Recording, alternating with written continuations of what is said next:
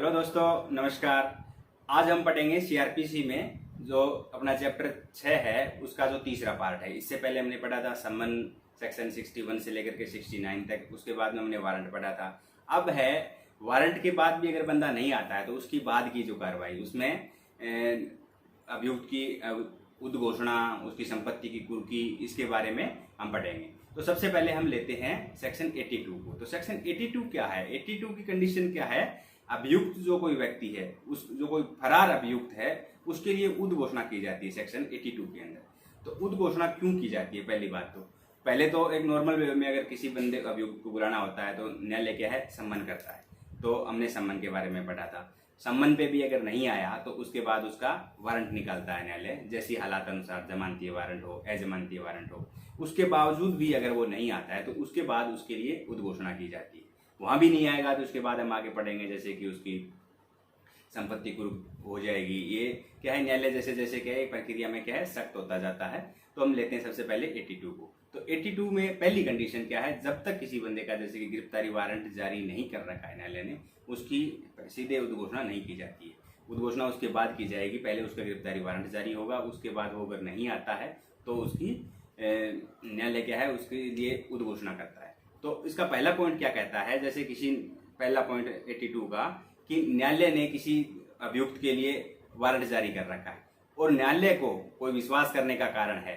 विश्वास करने के कारण हमने पढ़ा था आईपीसी में सेक्शन 26 के अंदर परिभाषा दे रखी थी विश्वास करने के कारण की, कि उसी प्रकार अगर न्यायालय के पास कुछ आधार है, कोई सूचना मिलती है कि वो बंदा या तो फरार हो गया है और या फिर अपने आप को छिपा रहा है, जिससे कि जो न्यायालय ने वारंट जारी कर रखा है उसकी तामील नहीं की जा सकती, तो क्या है, न्यायालय उसके लिए उद्घोषणा जारी करवाता है कि एक निश्चित समय और जगह स्थान दिया जाएगा कि वहां पे तुम पेश हो न्यायालय के समक्ष। तो उसमें अब टाइम की बात करें तो टाइम इसके लिए एक कंडीशन है कि मिनिमम 30 दिन का टाइम होगा। 30 दिन के बाद में जितना न्यायालय उचित समझे टाइम दे सकता है, लेकिन 30 दिन से कम का टाइम नहीं दिया जाएगा। जिस दिन उद्घोषणा की जा रही है उससे 30 दिन बाद का कोई टाइम दिया जाएगा उसे पेश होने के लिए। तो ये तो कहती है इसकी पहला पॉइंट। अब इसमें कंडीशन है, अब उद्घोषणा के लिए तो न्यायालय ने आदेश दे दिया। अब दूसरा पॉइंट ये बताता है कि उद्घोषणा कैसे की जाएगी ये प्रक्रिया में। तो उद्घोषणा कहाँ की जानी है? जिस अभियुक्त के लिए उद्घोषणा की जा रही है वो जहां रहता हो, मामूली तौर पे जहां कहीं निवास करता है, व्यापार करता है, कोई कुछ भी काम अपना करता है, उस जगह पे वो जो न्यायालय ने उद्घोषणा जारी करनी है उसको क्या है, सार्वजनिक तौर पर पढ़ी जाएगी।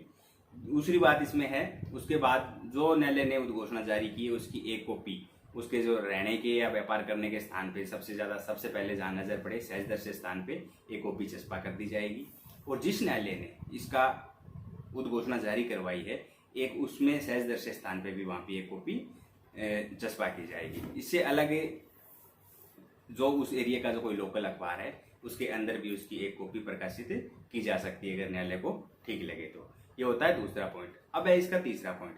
तीसरा पॉइंट इसका क्या कहता है कि इसका सबूत क्या होगा नोटिफिकेशन का। तो इसमें जैसे हम एविडेंस एक्ट पढ़ते हैं तो निश्चायक सबूत की मतलब है, जिस न्यायालय ने लिखित रूप में ये बोल दिया कि हमने इसके लिए नोटिफिकेशन या मतलब उद्घोषणा कर दी है, तो ये इस चीज का निश्चायक सबूत होगा कि उसकी उद्घोषणा हो चुकी है न्यायालय के लिए। अब निश्चायक सबूत हम एविडेंस एक्ट पढ़ेंगे तो उसमें डिटेल में पढ़ेंगे, सेक्शन 112 में बताया गया है। निश्चायक सबूत क्या है, मतलब एक चीज के लिए दूसरा निर्धारित कर दे तो वो निश्चायक सबूत माना जाता है। जैसे कि चलो उस बारे में फिर बाद में पढ़ेंगे। इसका आप तीसरा पॉइंट लेते हैं। तीसरा पॉइंट तो हो गया। चौथा पॉइंट में क्या बताया गया है कि अगर जो उपधारा 1 के अधीन जो न्यायालय उद्घोषणा करवा रहा है, वो उद्घोषणा अगर जिस अभियुक्त का जो अपराध है वो आईपीसी की सेक्शन 302, सेक्शन 304 जैसे मर्डर वाली हो गई, इसके बाद में सेक्शन 364 जो किडनैपिंग से संबंधित है, इससे और जो डकैती वाली लूट वाली सेक्शन है, सेक्शन 390 से लेकर के 400, 402, 436, 459, जो ये अपराध हैं, अगर इससे संबंधित अगर उद्घोषणा जारी कर रहा है न्यायालय तो उसके साथ उसको पीओबी डिक्लेयर कर सकता है। प्रोक्लेम्ड ऑफेंडर जो होता है वो इसमें डिक्लेयर कर सकता है न्यायालय साथ में। पांचवा पॉइंट इसमें कुछ विशेष है नहीं कि धारा जो 2 और 3 धारा जो है उसको इस पे उपबंध उसके लागू होंगे, लागू तो स्वाभाविक सी बात है। ये तो है सेक्शन 82। अब लेते हैं अगली सेक्शन को 83 को। अब 82 में न्यायालय ने क्या है, उद्घोषणा करवा दी कि इस बंदे को फलां समय पे उस जगह कोर्ट में आना है, वो बंदा नहीं आता है, तो उसके बाद की प्रक्रिया है सेक्शन 83 क्या कहती है कि जो फरार व्यक्ति है उसकी संपत्ति को कुर्क किया जाएगा। उसके बाद न्यायालय को उसको अगर नहीं आता है तो फिर क्या, उसकी संपत्ति कुर्क कर दिया। जिस में सेक्शन 82 के तहत जो उद्घोषणा जारी कर रहा है न्यायालय, उद्घोषणा जारी होने के बाद किसी भी समय अगर न्यायालय को ऐसा लगे कि वो उद्घोषणा जारी होने के बाद भी आने वाला नहीं है वो व्यक्ति, तो उसके बाद न्यायालय क्या है, उसको उसकी जो संपत्ति है, चाहे वो चल संपत्ति हो चाहे अचल संपत्ति हो, उसकी कुर्की का आदेश दे सकता है न्यायालय को। और इसमें और भी दूसरा आधार है, अगर न्यायालय को ऐसा लगता है जिस समय उद्घोषणा जारी की जा रही है उस समय किसी प्रकार की सूचना मिलती है या न्यायालय को कोई कारण ऐसा लगता है कि वो जो व्यक्ति है आने वाला नहीं है, तो जो उद्घोषणा के साथ साथ में ही कुर्की जारी कर सकती है। कब कर सकता है, अगर न्यायालय को ऐसा लगे कि वो जो व्यक्ति जिसकी संपत्ति कुर्क होनी है वो क्या करेगा, उस संपत्ति को किसी दूसरे व्यक्ति को दे देगा या बेच देगा, जैसे भी काम करेगा, या फिर जिस न्यायालय के एरिए में ये संपत्ति पड़ रही है उस एरिए से उस संपत्ति को हटा देगा।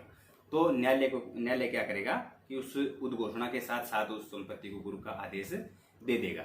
ये पहला पॉइंट है इसका। अब है इसका दूसरा पॉइंट। दूसरा पॉइंट इसका क्या कहता है कि ऐसा आदेश जिस न्यायालय ने दिया है, जिस न्यायालय ने ये आदेश दिया है, उस न्यायालय ने जैसे ही ये आदेश दिया संपत्ति कुर्क होने का, तो उसी समय से उसकी संपत्ति कुर्क समझी जाएगी। लेकिन इसके अंदर लेकिन क्या है कि अगर उसकी संपत्ति जिस न्यायालय ने ये संपत्ति के आदेश कुर्क करने का आदेश दिया है उस न्यायालय के एरिया से अलग है उसकी संपत्ति, मान ले दूसरे मजिस्ट्रेट के एरिया में संपत्ति पड़ती है, तो उस पर क्या है, वो जो दूसरा मजिस्ट्रेट है वो क्या है, उस ऑर्डर को इंडोर्समेंट करेगा, मतलब प्रस्तावित करेगा, उसके बाद वहाँ की संपत्ति है उसकी कुर्क मानी जाएगी। अब इसका तीसरा पॉइंट है, अब जैसे कि बात चल रही है संपत्ति की, तो संपत्ति अब किस व्यक्ति की कैसे कैसे हो सकती है, कोई जरूरी नहीं है उसके घर है, मकान है, जमीन है, दुकान है, जैसे भी है, लेकिन जरूरी नहीं है कि उसका जैसे घर है तो वो घर उसका प्रॉपर तरीके से हो। कैसे, जैसे मान लीजिए उसने होम लोन ले रखा है घर के ऊपर, तो अब घर के ऊपर होम लोन ले रखा है तो पूरी तरह उसका नहीं हुआ, या फैक्ट्री चलाता है, फैक्ट्री के अंदर क्या है वो भी उसके ऊपर लोन करवा रखा है, तो वो संपत्ति क्या है उसकी पूरी तरीके से नहीं हुई, तो उसको किस प्रकार न्यायालय कुर्क करेगा, तो इसका क्या है, उस संपत्ति को कब्जे में लेकर के। या फिर दूसरा पॉइंट इसका कहता है कि उसके ऊपर रिसीवर नियुक्त कर देगा। और तीसरा इसमें क्या है कि जो पीओ डिक्लोर इसमें हो रहा है, जो प्रोक्लेम्ड ऑफेंडर है उसको या फिर उसके किसी भी हितैषी व्यक्ति को, उसको क्या है कि वो संपत्ति ना देने का आदेश जारी करके न्यायालय इस संपत्ति को कुर्क कर सकता है। चौथा पॉइंट यही बताता है कि ये जो पहले हम जो अभी मैंने तीनों बातें बताई है उनमें से कोई भी दो बातें अमल में करके न्यायालय क्या कर सकता है, उस संपत्ति को कुर्क कर सकता है। अब इसमें बात आई थी रिसीवर की, तो रिसीवर का क्या अधिकार है, क्या कर्तव्य है, वो भी इसी सेक्शन का जो छठा पॉइंट है वो यही बताता है कि जो रिसीवर से संबंधित जो कानून है सीपीसी के अंदर, उसके तहत जो अधिकार बताए गए वही अधिकार इसी में मान्य होंगे। अब ये तो हो गई संपत्ति, इससे ऋण से संबंधित जो मामला आ गया।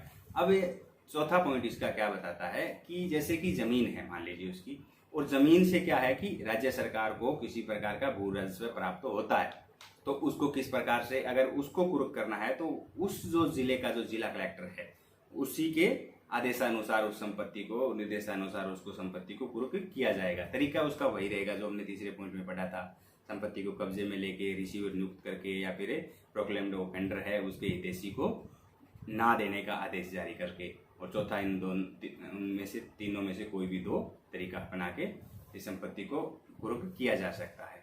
ये हो गया जमीन से संबंधित।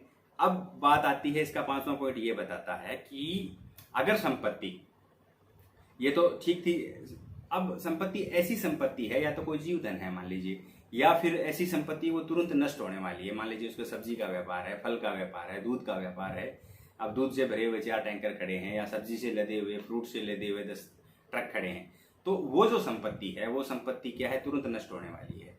तो वहां पे न्यायालय को क्या है, न्यायालय जैसा उसको ठीक समय उस संपत्ति को तुरंत बेचने का आदेश जारी कर सकता है, और जो भी इससे संपत्ति से बेचने से जो भी मूल्य प्राप्त होता है वो क्या है, न्यायालय के आदेशाधीन रहेगा। ये इसका होता है 5वां पॉइंट। छठा पॉइंट हमने जैसे देखा है रिसीवर से संबंधित है।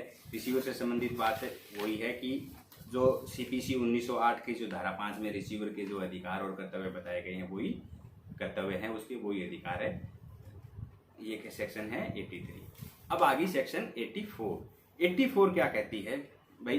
82 में उद्घोषणा कर दी थी, इसके बाद हमने 83 में क्या है उसकी संपत्ति कुर्क कर दी। अब स्वाभाविक सी बात है कि संपत्ति कुर्क हो गई तो उसके बाद उसके संबंध में आपत्तियां भी आएगी, उस संबंध में दावे भी आएंगे। तो अगर दावे आएंगे, आपत्ति आएगी, तो उसका निपटारा किस प्रकार किया जाना है वो सेक्शन 84 बताती है।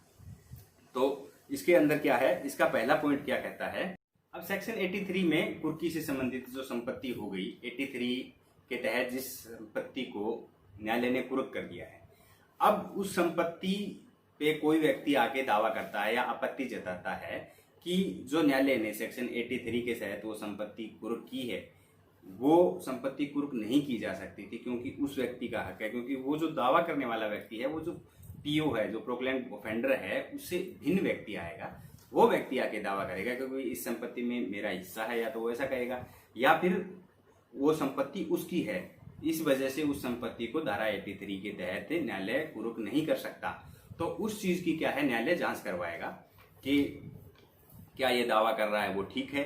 अगर उसका दावा अगर ठीक पाया जाता है न्यायालय को, या फिर उसका कुछ परसेंटेज जैसे भी जिस आधार पर न्यायालय को ठीक लगे, भागता या पूर्णतः, मतलब या तो उसका पूरा दावा ठीक पाए या फिर कुछ हद तक पाया जाए, तो न्यायालय उसको मंजूर कर सकता है, या मंजूर या नामंजूर इसी धारा के तहत करेगा। अगर मंजूर कर लिया तो उसकी संपत्ति लौटा दी जाएगी, अगर नामंजूर कर लिया तो वो प्रक्रिया के अंदर आएगा। अब इसका दूसरा पॉइंट कहता है, दूसरा पॉइंट है, इसके अंदर एक चीज और रहेगी कि वैसे तो कोई विशेष नहीं है, लेकिन ये कहता है कि अगर जो ये दावा किया गया है, 6 महीने का अंदर टाइम रहता है, 6 महीने के अंदर अंदर ये दावा किया जाना आता है। इस दौरान अगर जिस व्यक्ति ने ये दावा किया है वो व्यक्ति मर जाता है, एक्सपायर हो जाता है किसी वजह से, तो इस दावे को चालू रख सकता है उसका कोई भी विधिक प्राधिकारी।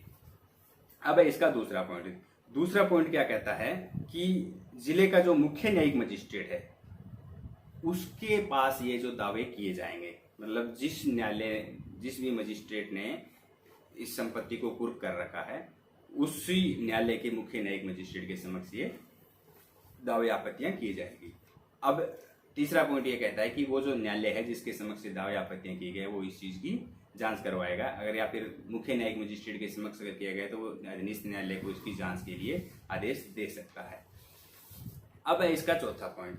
चौथा पॉइंट क्या कहता है कि जिस व्यक्ति ने दावा किया था इस संपत्ति पे, ये जो संपत्ति मेरी है, धारा 83 के तहत कुर्क नहीं की जा सकती, उस संपत्ति को क्या है, उसके दावे को क्या है, न्यायालय ने खारिज कर दिया। तो खारिज करने के बाद उस व्यक्ति के पास एक ऑप्शन रहता है कि वो 1 साल के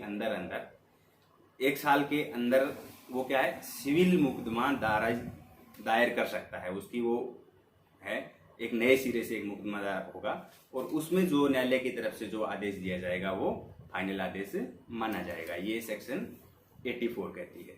तो अब है सेक्शन 85। तो अब तक तो संपत्ति 82 में उद्घोषणा हुई, 83 में संपत्ति कुर्क हुई, 83 में उसके बारे में दावे आ गए। अब 84 में दावा आ गया। 85 क्या कहती है कि संपत्ति को बेचना या फिर संपत्ति को वापिस करना, उसका क्या प्रोसीजर है, वो सेक्शन 85 बताती है। तो इसका पहला पॉइंट ये कहता है कि जिस व्यक्ति के लिए ये उद्घोषणा की गई थी, वो व्यक्ति अगर दिए गए समय पर, न्यायालय ने जो टाइम दे रखा है उस समय पे न्यायालय में आके हाजिर हो जाता है, तो न्यायालय क्या है, उसकी संपत्ति को वापिस लौटा देगा। ये नॉर्मल प्रोसीजर है। उसके बाद है इसका दूसरा पॉइंट। दूसरा पॉइंट क्या कहता है कि वो जो फरार व्यक्ति है, दिए गए समय पर हाजिर नहीं होता है, तो क्या प्रोसीजर होगा। तो राज्य सरकार उस संपत्ति को क्या है, बेचने का अधिकारी होगी। लेकिन राज्य सरकार पे एक कंडीशन है कि वो 6 महीने तक उस संपत्ति को नहीं बेच सकती, या फिर अगर उसके ऊपर धारा 84 के तहत किसी ने दावा या फिर कोई आपत्ति लगा रखी है, तो जब तक उसका निपटारा ना हो जाए उस संपत्ति को राज्य सरकार नहीं बेच सकती। अगर इसमें ऐसी कोई भी कंडीशन नहीं है, 6 महीने का टाइम हो गया, किसी ने दावा आपत्ति कुछ है नहीं, तो राज्य सरकार उस संपत्ति को बेच सकती है। ये इसका दूसरा पॉइंट कहता है 85 का। अब है 85 का पॉइंट नंबर 3। पॉइंट नंबर 3 में ये बताया गया कि यदि कुर्की के 2 वर्ष के अंदर या तो जो व्यक्ति जिसकी संपत्ति कुर्क की गई है वो व्यक्ति अपने आप आके न्यायालय में हाजिर हो जाता है, या फिर उसको पुलिस पकड़ के ले आती है और उसको न्यायालय के अंदर हाजिर करती है और वो व्यक्ति अपना न्यायालय में उपस्थित ना होने का कारण जस्टिफाई कर देता है कि मैं न्यायालय के आदेश से पेश होने से डर से या फिर गिरफ्तारी के डर से मैं नहीं भागा हुआ था, बल्कि मुझे जो नोटिफिकेशन जो न्यायालय ने जारी करी थी उसके बारे में कोई सूचना ही नहीं थी, और न्यायालय अगर इस चीज़ से संतुष्ट हो जाता है तो वो संपत्ति क्या है न्यायालय उसे वापस कर देगा। लेकिन इसमें वही है कि अगर 2 साल का टाइम हो गया तो न्यायालय अगर राज्य सरकार ने उस संपत्ति को बेच दिया है तो उसका जो आगम प्राप्त हुआ था उस संपत्ति को बेचने से जो पैसा प्राप्त हुआ था उसमें से जो उसको संपत्ति को लाने में, ले जाने में, बेचने में जो भी प्रक्रिया सारी हुई थी, जो खर्चा लगा वो खर्चा काट के वो जो बाकी रकम है वो उस व्यक्ति को लौटा दी जाएगी। ये सेक्शन कहती है 85। अब है सेक्शन 86। अब 86 क्या कहती है कि जो भी कुर्क संपत्ति है उसके लिए व्यक्ति 2 साल के अंदर आया यहाँ पे, लेकिन उसने जो दावा किया कि मैं जी छुपा हुआ नहीं था, लेकिन इस बात को न्यायालय संतुष्ट नहीं हुआ, न्यायालय ने इस बात को नकार दिया, तो उसके पास ऑप्शन क्या बचता है कि वो उसकी अपील कर सकता है अपर न्यायालय में। जिस न्यायालय ने उसकी संपत्ति, उसके दावे को खारिज किया है, उसकी अपील जिस न्यायालय में होनी है, जैसे कि लोअर कोर्ट है तो हाई कोर्ट में, सुप्रीम कोर्ट में, जहाँ भी है उसके पास ऑप्शन है कि वो उसको अपील कर सकता है और वो न्यायालय जो है जैसा ठीक लगे उसके बारे में डिसीजन दे देगा। तो दोस्तों अपना चैप्टर ये सेक्शन 82 से लेकर के 86 तक इतना ही था। उम्मीद है आपको बेहतर से समझ आया होगा।